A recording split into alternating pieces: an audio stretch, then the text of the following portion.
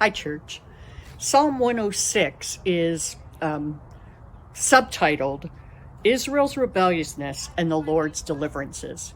And as you read through that psalm, you'll see time after time where Israel went against what God said, where often it says they provoked him by not believing what he told them to do, or they would do just the opposite of what he had told them to do. But in the middle of that psalm, in verse 12, there is this very optimistic verse. It says, "Then they believed his words, they sang his praise." So in the middle of this sort of dismal history of Israel's unfaithfulness in spite of God's faithfulness, there is this light. They believed his words and they sang his praise.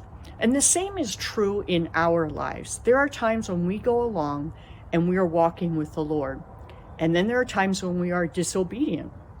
Or there are times when we provoke God, where we step out of what we know to be his will. And time after time after time, he extends his grace to us. But when we believe his words, when we trust what he says and act on what he says, then we find ourselves in a place where we can sing his praise. Sometimes we're singing through tears. Sometimes we're singing through sorrow.